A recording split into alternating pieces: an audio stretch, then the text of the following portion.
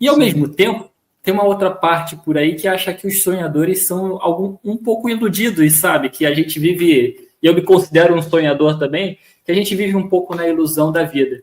Aí eu me pergunto, como pensava o pequeno Geraildo, no sertão paraibano, lá na sua infância, como é que era esse pensamento em relação a sonhos na sua vida?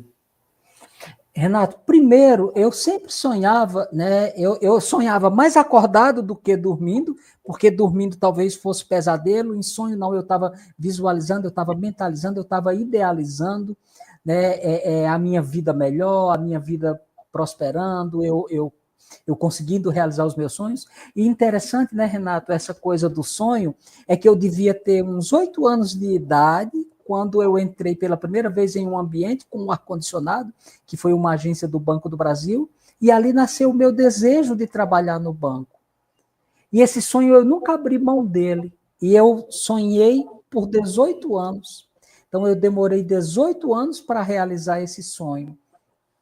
Quando eu entrei naquele ambiente lá com ar-condicionado com a minha mãe, quando eu olhei para um lado e para o outro, eu falei assim, eu vou trabalhar aqui. Naquela época não tinha o UAU, esse UAU é bem mais novo, né, Renato? Não, mas eu olhei e eu mentalizei, eu falei, eu vou trabalhar aqui. E eu guardei isso comigo, eu preservei esse sonho no meu coração. Eu não falei com a minha mãe, não falei com ninguém, mas eu nutri esse sonho por 18 anos. Daí, como eu já te disse, então, assim, ali no Nordeste, ali no sertão, eu tinha, apesar da escassez, apesar da dificuldade, apesar da precariedade, né, das condições da minha família, eu abundava em sonhos. Então, assim, era a única escassez que eu não tinha. Então, eu esbanjava muito, né, dessa ferramenta que eu tinha disponível. Né? Então, eu sonhei muito, eu desejei muito, eu pensei muito, eu mentalizei muito. Eu costumo dizer que uma das coisas que eu mais gostava quando eu já adulto, né, quando eu já trabalhando, depois dos meus 20 anos já em Rondônia, uma das coisas que eu mais gostava de fazer era pegar fila de banco. E quanto mais aquela fila demorava, mais eu me energizava, mais eu alimentava. Então, a fila de banco era um alimento para o meu sonho. Eu até, né, costumo brincar que o pessoal reclama de fila de banco. Eu falava, vixe, o que seria de mim se não fosse as filas de banco? E quando era uma vez por mês que a gente ia, né, ao banco, que era quando saía o pagamento, ia receber o salário e tal. E aquilo para mim era um dia mágico, era um momento mágico ali, né? O mundo off, tudo muito na fila, e demorava-se, né? Demorava-se bastante, né? E ali era a minha praia, era ali onde eu saía energizado, sabe? E só esperando o momento de estar ali dentro, né? Então, assim, mas eu nunca desisti desse sonho, sabe? Eu lutei com muito afinco para que isso acontecesse, né? Sabe uma curiosidade, Geraldo? É assim, eu como sonhador também, tem algumas expressões, né? Se você pode sonhar, pode realizar. E eu fico pensando assim, muita gente diz que conversa fiada, se você para de sonhar com isso. Eu não sei se isso acontecia com você. Eu sou dos sonhadores acordados também. Até hoje, tá? Eu faço isso. Mas quando criança, eu sempre vi alguém com um tapa assim na cabeça. Para de sonhar, garoto. Acorda pra vida. Sim. Sabe? E você, digamos assim, é um sonhador que realizou, sabe? Apesar de todos os desafios, todas as dificuldades, imagina ali desse processo, o que seria de você sem um sonho? Eu fico me perguntando.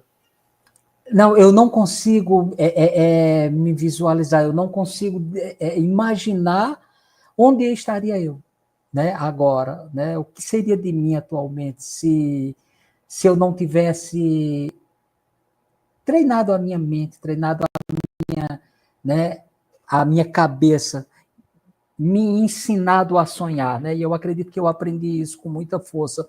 Eu costumo dizer que das coisas que eu entendo é de sonhar, né? E às vezes eu fico muito triste, Renato, quando a gente se depara com pessoas que quando você quer saber qual é o sonho, qual é o ideal, o que é que ela almeja, né? E tem tantas pessoas apagadas, infelizmente, com essa capacidade de sonhar que não desenvolvem, né, essa habilidade de sonhar. Eu fico extremamente triste, sabe? Porque eu fui movido, eu sou movido por sonhos, né? Então, eu acredito que o sonho é o primeiro passo para ter, né? Quem não sonha não consegue. Então, essa máxima para você, assim, se você pode sonhar, você pode realizar, pode de verdade, e qual é o próximo passo ali depois dos sonhos também? Renato, eu acredito que uma das coisas é você não abrir mão do teu sonho. Porque às vezes você pensa que é um sonho e é um desejo passageiro e que você abre mão dele rapidinho. Então eu posso dizer que eu entendo de sonho porque eu esperei 18 anos. Então tem o tempo da espera, né? E não é fácil esperar. A gente vive hoje um tempo de muita pressa, um tempo de muita correria, um tempo que as pessoas querem que as coisas aconteçam num piscar de olho, num passe de mágica. E nem sempre é assim. E como eu te disse, algumas coisas você vai ter que entender que nem sempre vem, nem todos os sonhos é possível realizar. Mas eu acredito na capacidade, sabe, de você continuar insistindo, de você continuar sonhando. Se você não tem sonhos, se você não tem esses desejos, você pode perder o entusiasmo pela vida, né?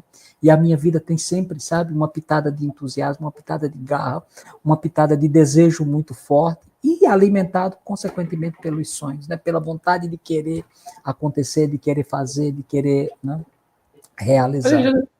Vou então aproveitar e vou cometer mais uma bagunça aqui na nossa conversa.